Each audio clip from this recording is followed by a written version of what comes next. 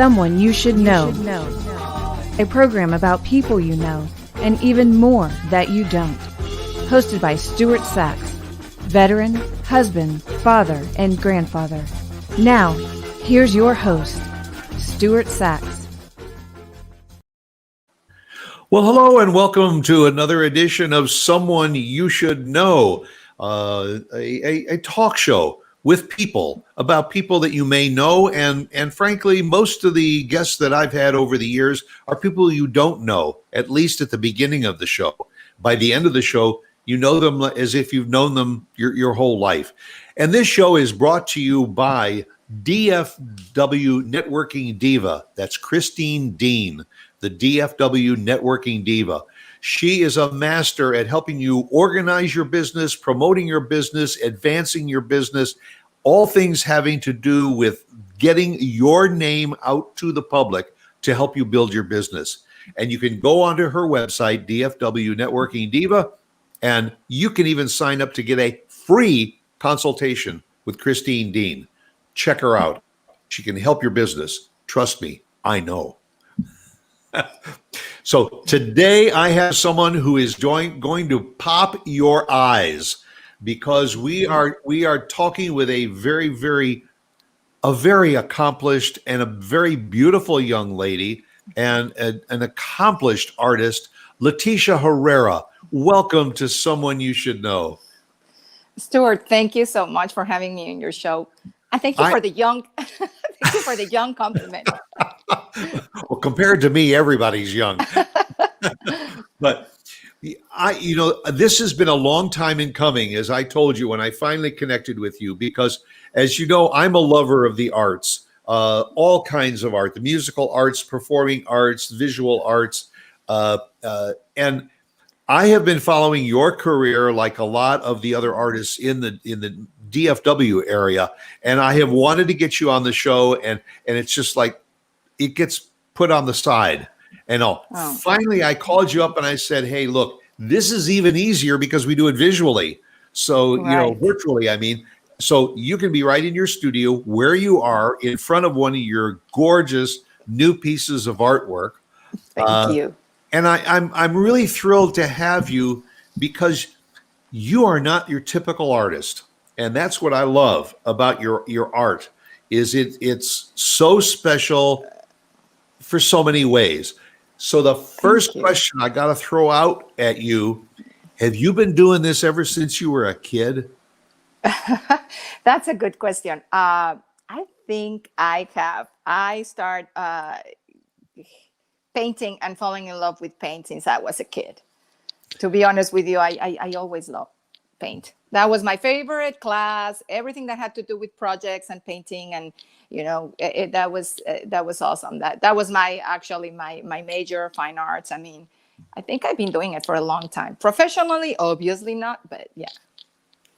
So professionally, how long have you been doing your artwork? Well, I would say over 17 years, because that was when I had my first exhibition, and that was when I had my first break, my first opportunity to show my work. And I said, oh, this is serious. But also with ups and downs. That doesn't mean I've been painting 70 years straight and I have been a full-time artist straight. But I did start over maybe even more, maybe 20 years. I have to remember the date of my first solo. Yeah, long time. I started off with the question about your childhood, because I very often find that a lot of artists started by just doodling and sketching when they were young, and then it either went into the direction of abstract art or posed art, different genres, landscapes, and but a lot of people that I've talked with have said, yeah, it started many years ago when I used to just sit with a pad of paper and just draw images or just doodle. And then it's a matter of you just right on through grade school, high school, college, and beyond, continued either full-time or part-time doing that. But there are an awful lot of artists that I've met too that did it when they were young, and then their life went in a different direction. They got into corporate America or so, and they put it on hold. And then many years later decided pick up the canvas and the brushes and start again. Right. Right. That happens to a lot of artists. I think that in a way it happened to me. I put it on hold for many times, even though I never thought it was on hold. In my mind, it's always there. In my dreams, was always there. One day I'm going to be a full-time artist. One day I'm really going to have my studio and I really want to have shows. I visualized and dream making when I was very young about that. But it really put my art on hold many times and did other things. Well, for those that are listening and watching us today, we do detect a little bit of an accent there. You tell us a little bit about your background and your heritage. Sure. I am originally from Mexico. I come from a very big family of from my grandparents of my mother's side. They were 22 kids, 22 uncles and aunts I have in my mother's side, and 10 uncles and aunts I have in my father's side. So that's just the kids, and no twins, same mother, same father. So imagine the family I come. And in my mother's side, they're very artistic. They like to sing, they like to dance, they are writers. We have a couple of very, very successful painters in the family, three, or maybe more, three. I have the husband of a cousin of mine. So we're very artsy. I think I have that thing in my blood, and in my father's side too, that, we have a writer. They are more like, they're more like engineers and architects, and it's a diversity family. But that's where I've come from, originally from Mexico. I'm an immigrant here, and I got here like around 13 years ago, something like that. Okay, so you said you've been a professional artist for 17 years or more. So you actually started with your professional career in Mexico before immigrating to America?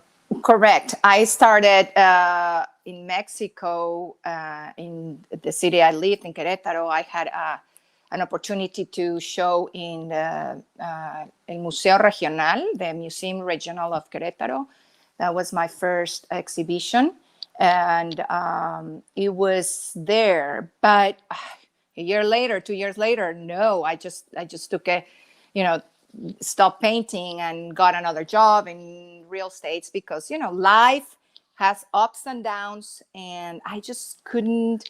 I got divorced then, and then many things happening in your life that sometimes oh God, I cannot do this right now. I have to focus in other things, and it's been a roller coaster with my art during my life, yeah. But it's something that you always have inside of you, and so when that urge happens, then you go to it. And your answer is very, very common among a lot of artists, and they say that my inspiration for doing art is always there, but sometimes life gets in the way, and you get sidetracked. Right, we get sidetracked, but now that I am a little, I've been through a lot. I've been painting for a long time. I think that, I don't know, I like to think that we got in our way of our dreams. I think that if I would have, in my younger years, when I would have been, when I had those chances, I completely boycott myself. Because I had a chance to, in a museum, in an unbelievable museum in Mexico. Then I had another show in the second show. In the second show, I didn't show the work that I was supposed to. I was so disappointed in myself that I said, so I didn't pursue it more strongly, even though I was still selling. I always sold commission work on the side. I always painted. I never stopped painting. But I always stopped, kind of like really fulfilling. I think that we artists kind of boycott ourselves sometimes, and just kind of, we are afraid a little bit of pursuing our dream, and that's what stops us sometimes. I think so. I think it stopped me. The fear of not being successful, the fear of not able to paint or have, I think that's what stopped me. And other things, of course, that. Do you still get back to Mexico to do any exhibitions back there? I have not showed in Mexico ever since I got here, but I am working on it right now. I really want to go back. I go back a lot, and but I haven't. Well, with And 20 aunts and uncles, you, you have right, a reason for going back, right? right. No, I go back a lot. Yeah, I have cousins and a lot of friends and stuff, and they come here too. But yeah, I am actually this year. I've been talking with a friend of mine that I might be able to get something there. Then I might be able to get in another city something. So I've been wanted to do that for a while. I was wanted to show in Cancun a couple of years ago. That didn't went through. I was so busy here and stuff, but that's my plan. I want to go back and hopefully they can see my work there. Well, while we are talking, I want our audience to wherever they are, all over the country and all, I want you to take the time either during the show while you're listening to us or after the show to go to LetitiaHerreraArt.com. That's her website. You can email Leticia if you have questions or concerns. You can see a lot of her art, and it's quite varied. And I invite you to go because you are just going to be excited about some of the colors that she uses. And again, I talked about there are some painters that find a genre and that's all they do. They do watercolors, or they just do soft paintings, or they paint flowers in a vase, and that's their genre. But you do paintings that are very, very soft and subtle and moving, and then you can turn a corner and see something that has got bright colors and sunshine in it, and it just hits you in the face. You can vary. And does that vary by your mood? Do you find when you take that canvas and decide I want to start, do you have a preconceived idea of what direction you're going to go in? Yes, sometimes in my serious walkers, that's been my work, probably my signature work for the last 3 years or so. I pretty much think a little bit of what, because the message is very, very, it's there. I want to be sure that people get the message, but so yes, and sometimes I think the bright colors are really always been in me, except that most of the walkers are very settled, like you said, because I want the people to feel that I don't know, mesmerize things, peace, search, and I think that I can achieve it with that, with that soft color. Sometimes I want to be bold because probably the message is a little bit more abstract. I don't know, but in my walkers, I pretty much think before what I'm gonna be doing in the canvas. In my abstract work, sometimes the canvas talks to me and guides me in the process, and but that's pretty much how I work. And there are times where I already have an idea. I put it on the canvas, and it's like, oh, this is not working. This color is not working. This doesn't look good here. It's not the same thing working in your mind and making a little sketch and then just putting it huge, what it looks a small walker, and then you have to put it a little bit bigger. Oh, it doesn't look very. So you have to make arrangements, and some points I like when the painting talks to you instead. You also do your work in different sizes. I mean, you do wall type work that can be 4 feet by 5 feet. And then you also do a series of pieces that are 5 inches by 5 inches, and 1 foot by 1 foot. Does the inspiration for the large painting come first and then you do it in a small genre, or is it the reverse, or it doesn't really matter? Definitely the inspiration always comes from my big pieces. is where it's. I'm always being painted in big formats. I love big formats. I don't know what it is about them that I just kind of like. I feel like I don't know what it is about the size of the format that gives me this freedom, this space, and all my little pieces come from my paintings that I painted big. From the larger. I don't think they would have existed without them. I don't think so. I think it's definitely coming from those pieces. Well, you mentioned your Walker series. Your Walker series is very similar to another series that I dearly love, and it's called Words Matter, and it features some of the same things. I think that it's very difficult to look over your shoulder at the piece that you're working on now, but you don't. You work with a palette knife to create these little figures. And then it's the shadow from the figures that I find is mesmerizing, because you can pick out any one of them and look at them, and they are all moving in the direction of one location.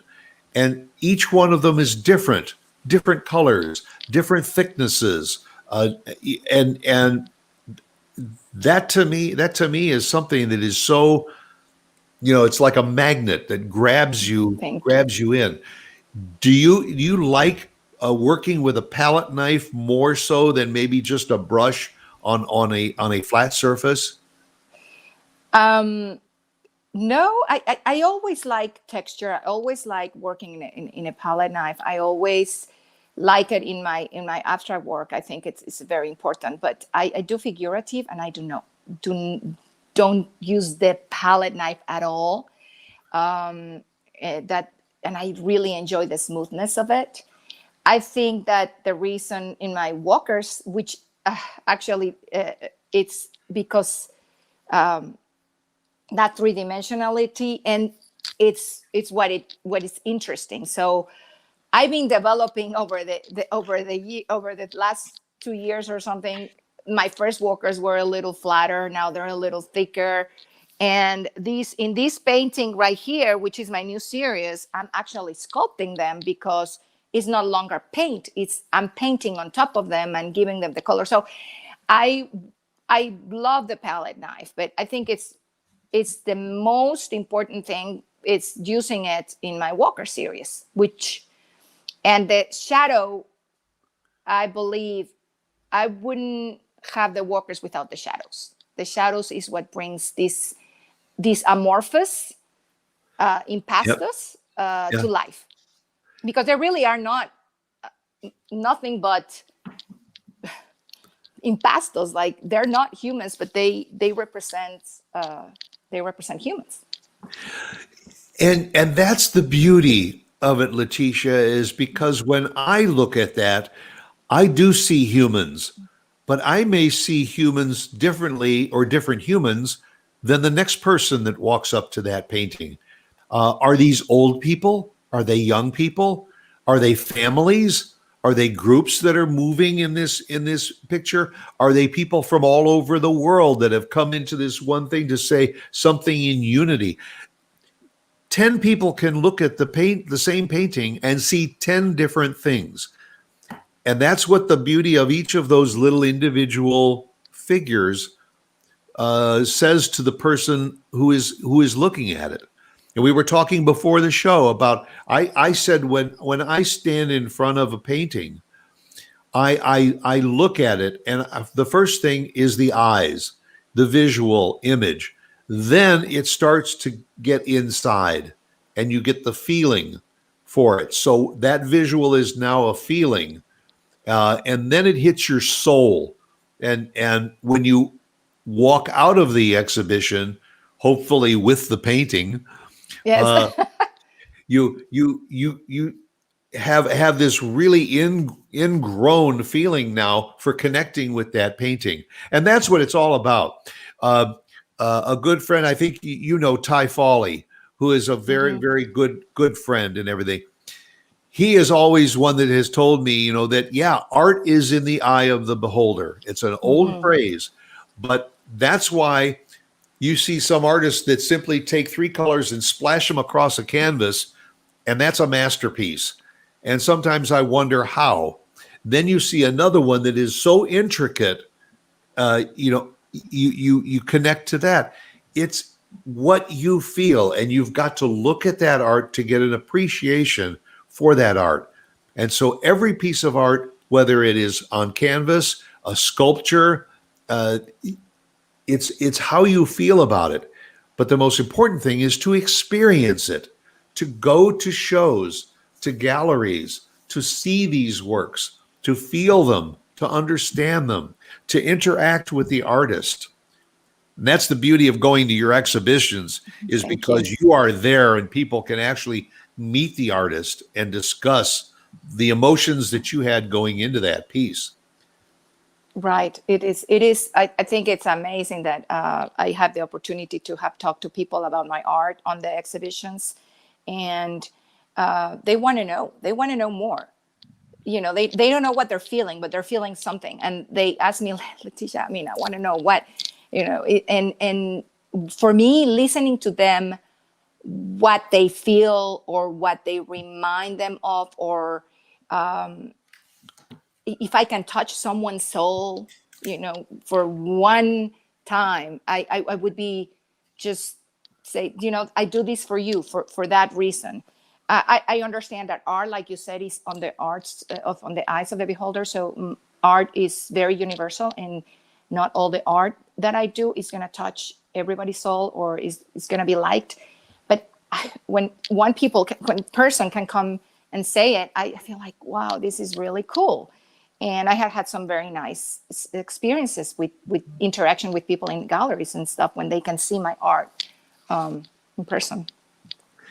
Well, and that's a logical progression, because if a piece that you do touches my heart, it's because it touched yours first, and you brought it to life, and now I can appreciate it in my life.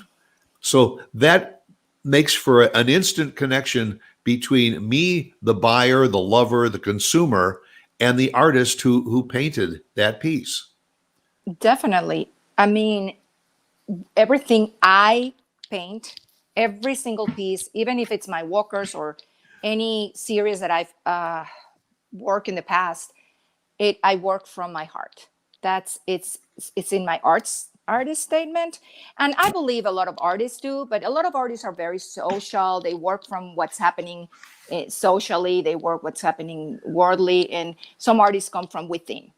I am one of those artists. Everything I do it because I'm feeling it, because it affects me, because I had an influence in my life that touched my soul, and I want to give it to you, because I was one time touched by artists, and those artists touched me so strongly that influenced my work. So that is something very, very important to me, to be able to achieve those kind of things through my heart. I've read a bit about you, and there's a quote that I think is absolutely beautiful. You say that your work walks with you and changes with you, and I think that in itself is beautiful. You have been, not only do your artwork, but you have been published in books. You show in galleries, and I guess it's not too early to let everybody know that the end of May 28th, I think, is the opening at the Discovery Center here in Frisco, Texas. Leticia is having an exhibition, and you want to put it on your calendar. How many days will you be exhibiting? I'm going to be exhibiting the whole month of May, starting, I think, the 7th of May till April 3rd. But I couldn't get a date for the reception. But it's going to be, the reception is the 28th. And I love to be there. I love for you guys to be there, because it's really when I'm going to be there. And it's going to be a lot of surprises. And it's going to be Friday the 28th at 6 p.m. I've got it on my calendar already, but I'm glad I asked, because the exhibition actually opens earlier in May and runs Correct. through the whole month. So. Correct. I encourage those that are in the DFW area, go over to the Discovery Center in Frisco and go and look and absorb and see Letitia's art, and then make plans to come back on the 28th for the reception and be able to talk with her. Mark, our producer, is showing some of the artwork right now. This new series of walkers is, as I say, the more you look at it, the more intriguing it becomes. LetitiaHerreraArt.com is the website, and at your leisure, look at it and get a feel for it. And by the way, I know that there's a lot of people that watch the show. And one of the questions I know that pops into people's heads is, oh, well, but I probably can't afford her art. I will tell you that get it now, because eventually her artwork is going to be through the roof. But you can buy a piece of Letitia's artwork for as little as $49, and there's pieces that go up to almost $4,000. But there's something across the whole strata, and you can find something that will touch your heart. And there's nothing that makes you feel better than when you walk out with a piece of artwork from an artist and you put it up on the wall in your home, and every day you walk past that piece. And that's why I say it's important to be there for the reception to meet Letitia, is because if you have the opportunity to talk with the creator of that piece that now hangs on your wall, every time you look at it, you remember the love that went into that piece that now hangs on your wall, and the beautiful person that is behind that painting. And that's something that I think people miss with artwork, is connecting to the artist and the artwork. There are some people that say, well, I love this one artist and my whole house is filled with that artist. That's fine if that's the way you want to go. My home is filled with the art of many artists, some of them very, very famous, some of them pieces that we've bought at an outdoor, showing. Uh-huh. Yeah. And the bottom line is, every piece that's on our wall means something to us. And that's what's important about sharing your art with the general public. And that's why the first step is to go to the website and take a look at some of the pieces. And then, as I say, you can email Letitia and say, tell me more about this piece. I know there was another website. I noticed that this says Letta. Oh yeah. My business is Letitia Herrera Art. Most people know me from Letitia Herrera, but I signed my art with Letta. Letta is the name that it's kind of like my nickname since a long time ago. And I like to sign Letta. That's my nickname. My friends, my family call me Letta, and I sign. So yes. I call it Letta. So yeah, that's the reason why. And see, that's when people say, well, I love this artwork by Letitia Herrera. And I said, oh, you mean Letta? Yeah. Exactly. Yeah. I just call her Letta. I like Letta too. The piece that's right behind you, everybody Yes. from the beginning of the show has been looking at it. Tell us a little bit about it. Tell us a little bit about the inspiration for it. And is this a finished piece, or are you still working on this? I am still working on it. This is going to be, and this is the only piece I'm going to show before my show, but this is going to be part of the show on May. And it's called Finding Light. And I was so stuck. I did not know what I was going to show on my solo show. I have a lot of work on Serendipity that I wanted people to really see new pieces. And I thought it was important for me. For me, it was after last year. I don't know how this year is going to be, but my feeling is that it's we can see light at the end of the tunnel. And my Walker series, in the sub-series, there's always been walking together, united, looking for something that gives you joy and peace and love and all these positive things that we humans are looking for in our lives. This is going to be bold because I think what happened last year was very bold and strong. And, so the colors are probably not going to be as subtle, but it's finding light. There's going to be light in every single piece. I think that the theme is it talks a little bit by itself. So this piece, they're a little bit more separate from my other walkers.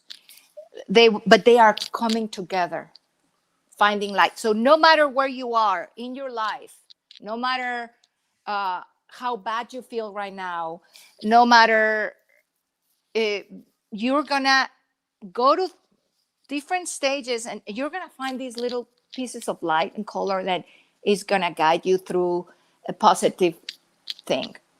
So the message is very positive. It's a message of hope, and I think that hope is one of the strongest things that can move humanity for a better.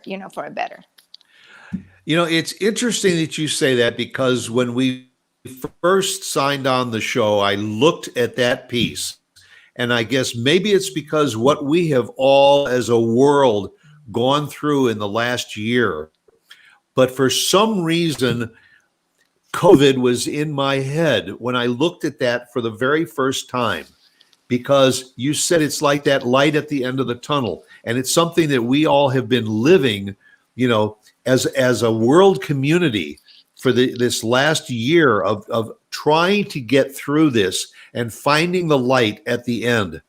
And I can very much understand where some of that inspiration came from. And I think that now that we have said it on this show, when people go to the exhibition and they see that piece, I think that maybe they will see a little bit of that hope that we have been wanting for the last 12 months really expressed in this piece. And it's fun to look at it now because you said it's still a work in progress. So, by May, it's going to be interesting to see how much more you've added to the piece. Right. I am really working on the shadows and probably adding more, you'll see it, but it's it's almost there, but not quite.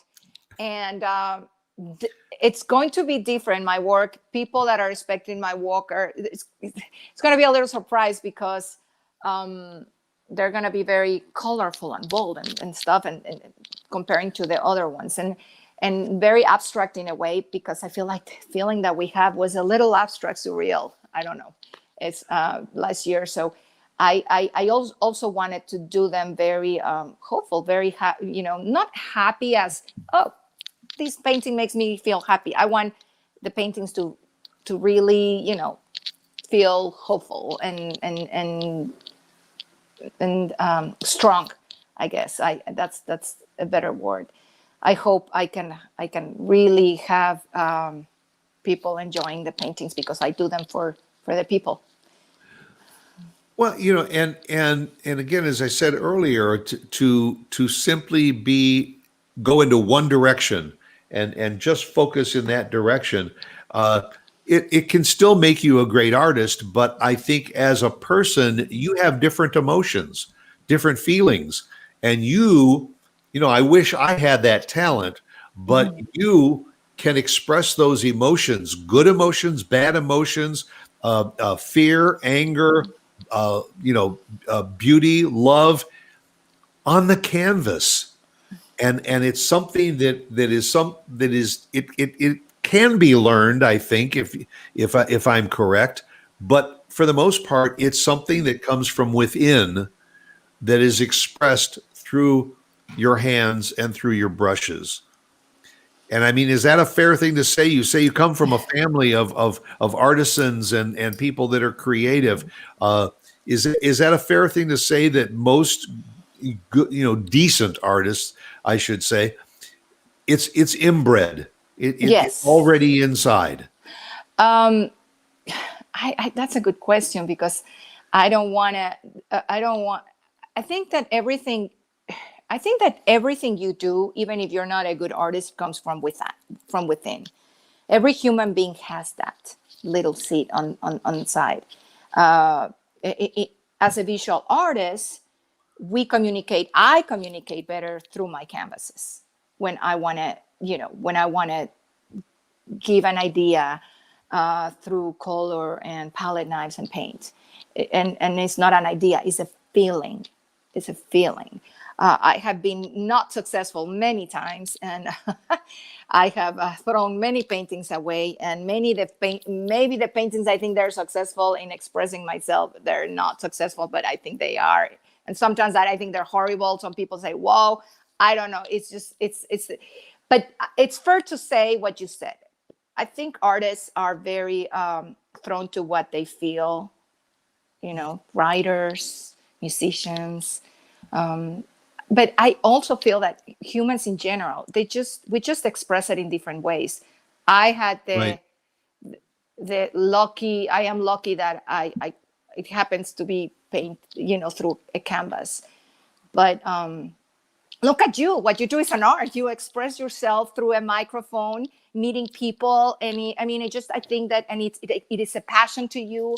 I think that as long as you have a passion, whatever you do it from your heart, is going to be very joyful in your life and in the life of people that are around you. And that's a good word, passion, is because everybody has a passion for something. Perhaps you enjoy cooking. It's a passion. You enjoy gardening. It's a passion. The more time you spend doing it, the more you love it. And it's true in either my form of art or your form of art. The more that you do it, the more you enjoy doing it. When you are working in your studio, do you listen to music? Do you have any kind of outside inspiration, or do you like it to just be one-on-one with that canvas, quiet, serene, and just let it flow? I definitely listen to music. Definitely. I have to listen to music. It is part of my culture. It's part of me growing up dancing and listening to music and feeling. There's been pieces that I have painted that I listen to music. I can't start now. Now, the tone of the music can change. Okay. Sometimes for my walkers, I need a very deep, very calm, peaceful, depends of the kind of painting. And some paintings, when I used to paint abstract and they were very joyful and energetic and stuff, I even, dance or whatever. It just depends. But yes, I do listen to music. Very random times I am quiet on my studio. And I have found that probably 90% of the artists that I talk with, it's the same way. It's rare unless it's someone that I've talked with that does very, very intricate, like ink on paper, and it's very, very intricate, and they want absolute total silence, soft lights, and everything while they're creating. But most artists that I talk to feel that music is not the inspiration. It's music that just kind of bolsters the inspiration to help it flow. Yes, I mean, music is. I'm inspired by artists, and not just visual artists. All over. It's a big inspiration. I think musicians have been also inspired by other artists, so it's kind of cool that we all inspired each other. I'm going to turn the page a little bit here because it's something that I'm always fascinated with, and I like to ask artists is advice for young people. Young wannabes. Now, this could be children in elementary school. It could be young aspiring artists in high school or college. They have a feeling for art, but they're not exactly sure how to go about it. What kind of advice would you give to young people who like to maybe sketch or draw in order to advance their talent or their want to be an artist?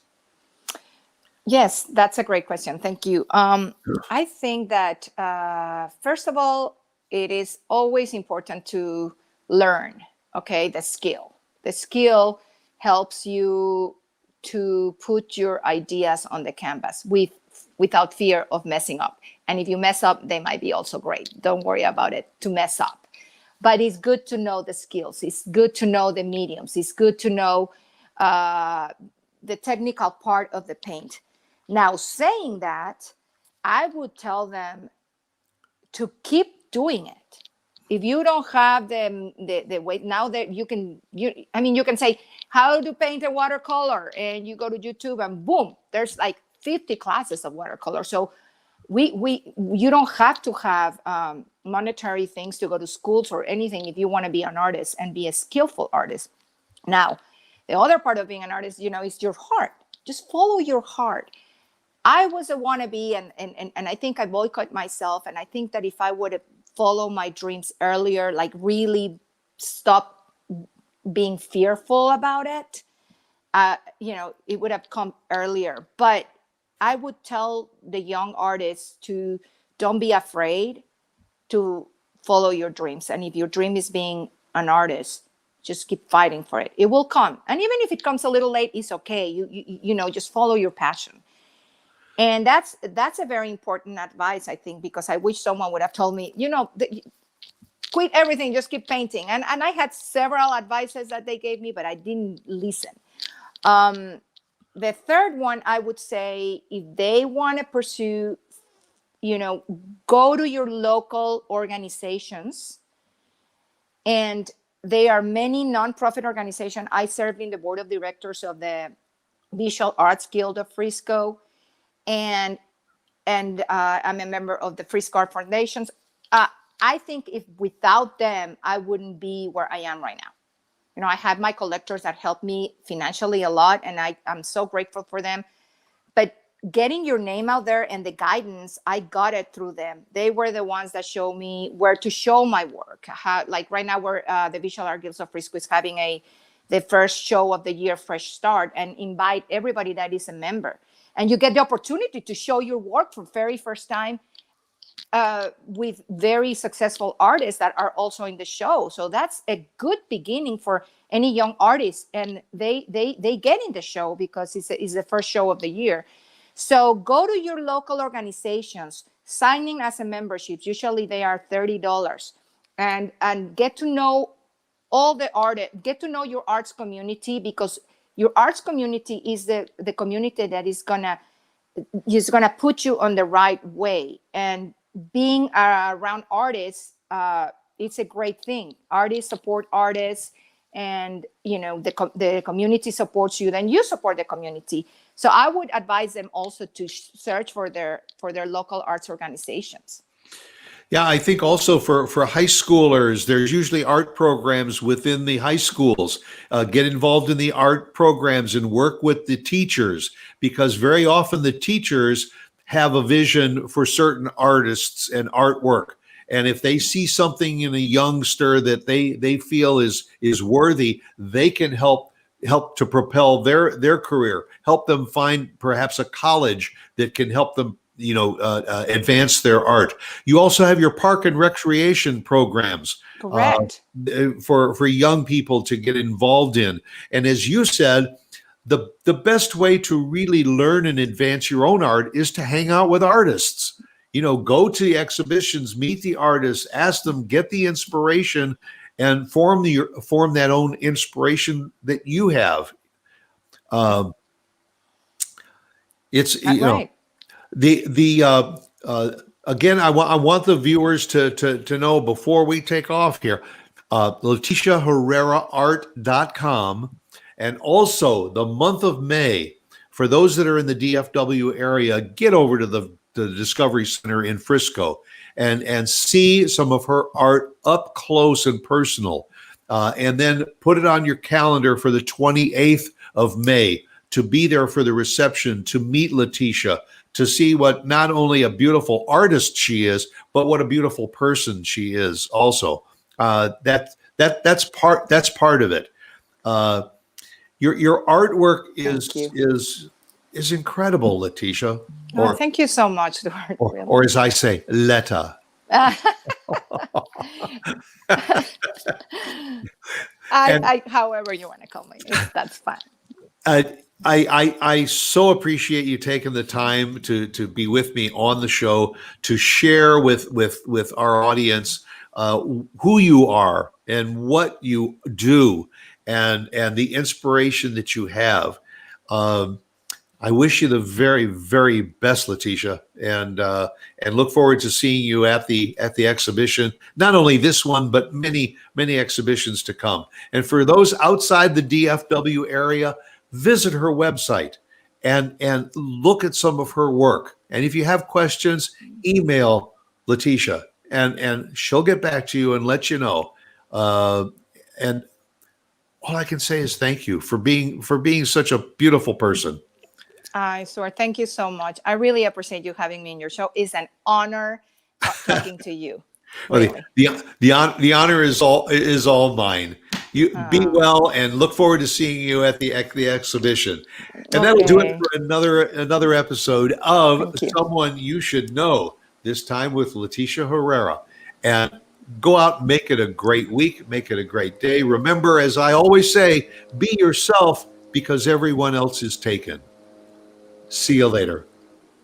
Bye-bye.